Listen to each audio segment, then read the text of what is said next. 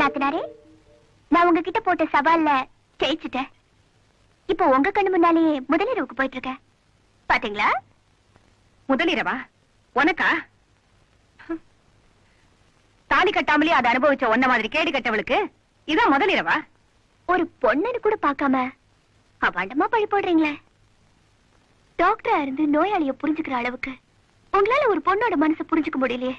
இது வரைக்கும் இருந்த அக்கா பாசத்தை ஆறு தெரிஞ்சுட்டு மனைவி மட்டும்தாங்கிற பந்தத்தை உண்டாக்க போறேன்.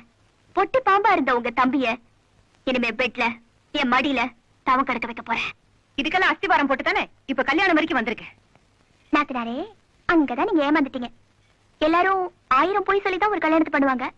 ஆனா உங்ககிட்ட ஒரே ஒரு பொய்யத்தான் சொன்னேன். இப்ப நான் கர்ப்பமே இல்ல தெரியுமா? அன்னைக்கு என் ஃப்ரெண்ட் கிளினிக் கூட்டிட்டு வந்தப்போ அவ கர்ப்பமா இருந்ததை கேவலப்படுத்தினீங்க, அசிங்கப்படுத்தினீங்க, என்னையும் சேர்த்து அவமானப்படுத்தினீங்க. அந்த வயசுல அவ தற்கொலை பண்ணிக்கிட்டா.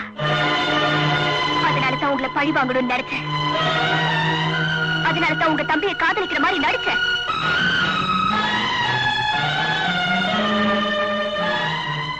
உங்க கிளினிக்ல சேர்ந்து உங்க டாக்டரையே நான் கர்ப்பம்னு போய் சொல்ல வச்சேன். ஏன் நீங்களும் ஒரு டாக்டர் தானே? என்ன செக்அப் பண்ணிக்கலாமே.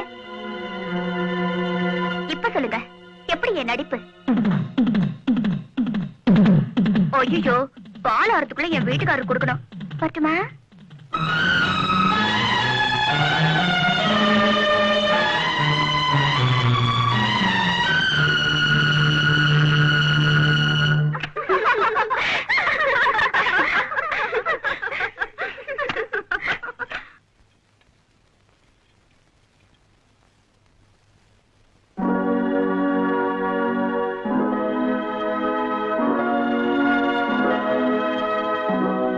எனக்கு இப்படி இருக்கீங்க? பின்ன எப்படி இருக்கணும்? ஓஹோ, நீ பால் பழத்தோட வருவ, நான் பட்டு வேட்டி பட்டு சட்டை போட்டுக்கிட்டு உன்னை கட்டி பிடிச்சு இந்த கட்டில முதல்வரவை கொண்டாடுவேன் பாத்தியா? ஏன் இப்படி பேசுறீங்க? நீ அக்கா கிட்ட பேசிட்டு இருந்தத நான் கேட்டேன். அவங்க சொல்ல மீறாத என்னையே பொய் சொல்ல வச்சு காதலுக்கு புது இலக்கணத்தை கத்து கொடுத்த. நீ எதுக்காக என்ன கல்யாணம் பண்ணிக்கிட்டியோ அது இனிமே உன் வாழ்க்கையிலே நடக்காது.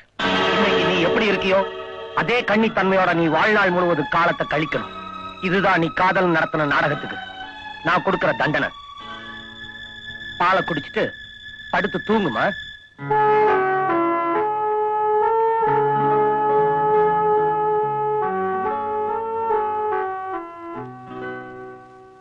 அக்கா,